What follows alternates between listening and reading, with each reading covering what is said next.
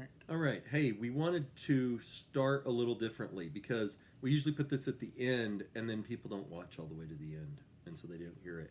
If you have a question about prayer, a comment about prayer, an idea for a topic about prayer that we need to discuss, anything like that, let us know. Put it in the comments or go to our Facebook page at Blue Ridge Church of Christ, whatever, and let us know. We can't think of everything.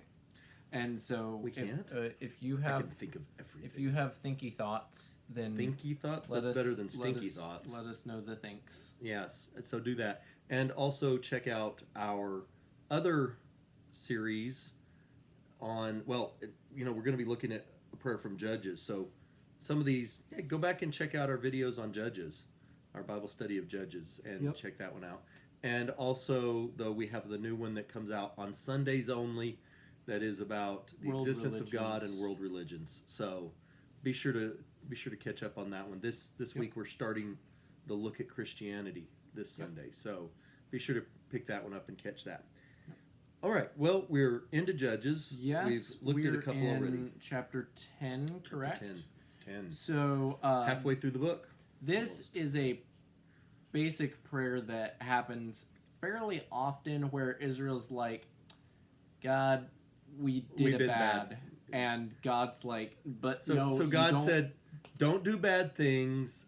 And then they said, we did bad things. Yeah. If you've ever seen the too long didn't read version of the Bible where it's like summarizes each book in like one line or something, the New Testament is amazing where it's like 1 Corinthians, Paul's like, don't do bad. Don't do bad and things. Then like their reply to him is, Paul, we did a bad. And he's like, you guys. Yeah, don't do bad. The entire Bible is basically that, where it's don't do bad things. Some smart spiritual person by God is saying, hey, don't do bad things, and then us humans are like, we did bad things. we did a thing. Sorry. Yeah.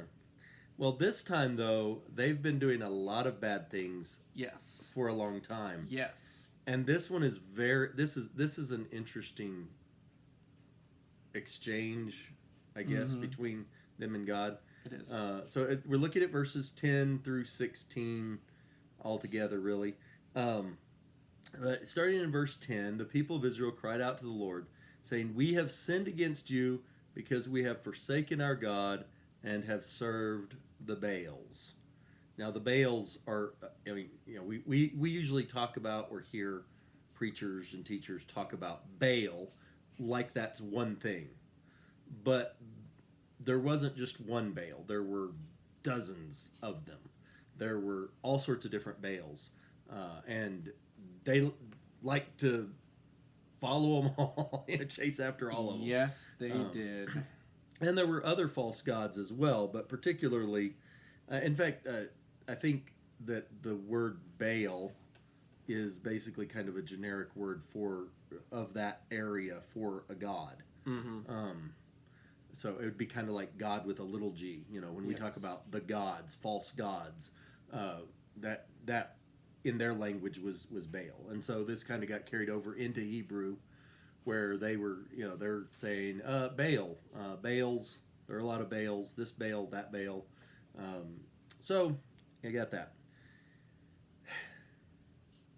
But God's answer to them is it's phenomenal. Well, first of all, he reminds them of who he is. Yeah, at the beginning, and what it's he's very done for them. Saddening. And so he says, don't you guys remember this? Didn't I save you from the Egyptians? I saved you from the Amorites. I saved you from the Philistines. I saved you from the Ammonites. I saved you from the Sidonians. I saved you from the Amalekites. I saved you from the Maonites. Maonites? No, I'm Maonites. I saved you from all these folks. And they oppressed you. And you cried out to me. And I came and saved you. Yep. And then you're going to turn your back on me and go worship these other gods. Like the pain. Can you imagine the pain that God's feeling here? Yeah. Imagine if you had done this for someone. You had saved them from being mistreated all these different times. And then that person turned around and hated you and went back and loved the people that hated them, that mistreated them. And that's basically what God's saying. And so he says, you know what? You have forsaken me, and you've served other gods. And you know what? I'm done.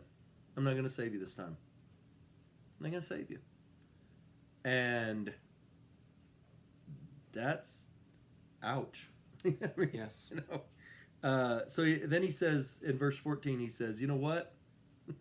Go cry to the gods you picked. Yep. See if they'll help you out. Go ask them to save you. Go back and ask them for help, and see if they'll save you from your enemies this time. And so it seems like at this point that they pray to God, and God just says, nope. Nope. But here is the beauty of our God. And this is why we call it love. Yeah, I mean, this is why we say he is long-suffering and merciful. Yep. Verse 15 says, the people of Israel said to the Lord, we have sinned.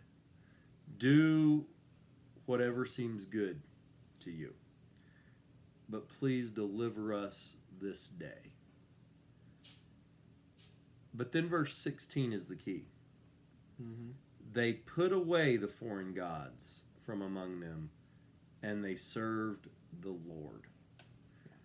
They didn't just give lip service to it. They actually repented. They actually changed the way they were living their life. They quit worshiping those false gods. They started worshiping God and only worshiping God. And then verse 16, he answers it because of their repentance. Even though he'd said, hey, I'm not going to save you guys anymore. I'm sick of saving you guys because y'all just turn around and worship these other gods. But because they turned back to him, they repented and they worshiped him.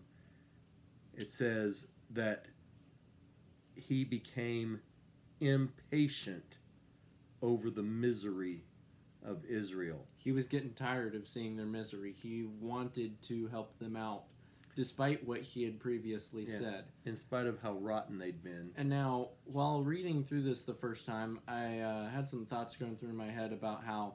And then in chapter 11, he does. Oh, yeah. So, I had some thoughts going through my head about the whole... God doesn't break his promises or his word. He sticks with what he said and everything. Because he said he's not going to save them anymore. But then he does.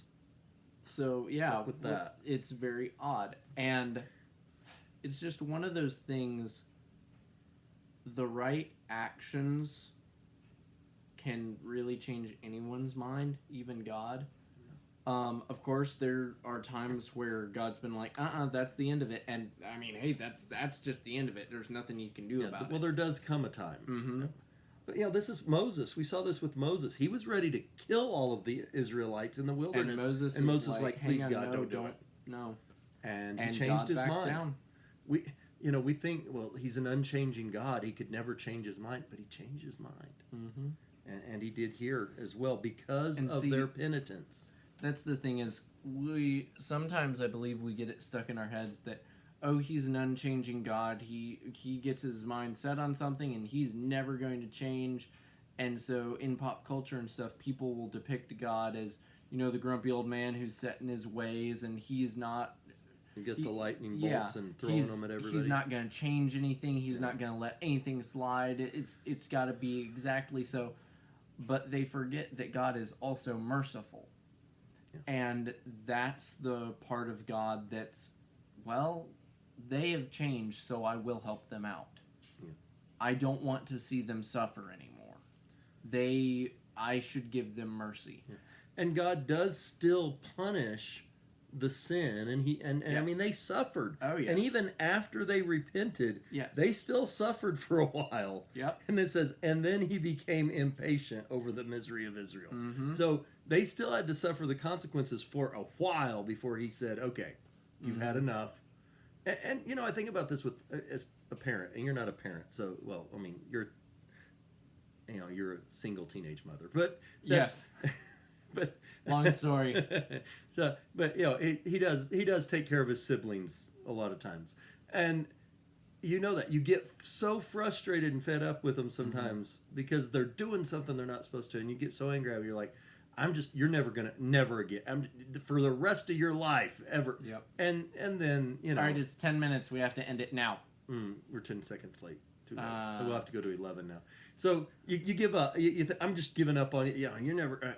But then then they turn around. They're like, oh, I'm so sorry, and I'll do better, and and then you remember, it's just a kid, and they've still got a lot of growing to do, and you're like, okay, I'll give you another chance, and I'll try this again, and that's kind of the way it is with us with God. We're like little children who are always doing the wrong thing, but He's trying to get us to grow and learn and do better, and hopefully we are growing and learning and doing better. And hopefully we've learned something from this prayer situation with Israel here too. All right, so we know that this one was answered. Is it answered in a section we're talking about this time or next time? Because the layout here is a little bit odd. It's just saying it's answered in Him sending. Really, it's Jephthah goes and fights the Ammonites and destroys them, and so spoilers, he brings the judge. That's next lesson. Well, that's not. Well, yeah, but that's. I mean, it's spoilers on a book that's 3,000 years old. Spoilers. It's like, was Judges 3,000 years old? Yeah, pretty close to it. Yeah. Huh. Yeah. I would have guessed a bit older than that. Well, maybe maybe a little older. Well, yeah, really? It would have been after that. Yeah. Anyway. It's before David and Solomon, and they were like 3,000 years ago. So, I mean, 3,000 plus years ago. Anyway, the point being, it was a long time ago. If you hadn't read it by now, it's not exactly a spoiler anymore. Anyway, we hope you've learned something from this, and hope that you will realize, no matter what you have done, if you will turn back to God. And that's the key part, like we said. Come back to Him. Mm-hmm. He is loving, He is forgiving, He is merciful, and He will be long-suffering. You may have to pay some consequences for what you've done, but He will forgive. So I hope that this has been helpful to you, and we will look at something else tomorrow. Maybe. Unless we go blind. In which case, we won't look at anything. Unless Xander marks it private after I upload it like he did with Wednesdays. We all make mistakes, except for God, which is why we're here, to talk about Him. Best segue. We're out now. Bye. Bye.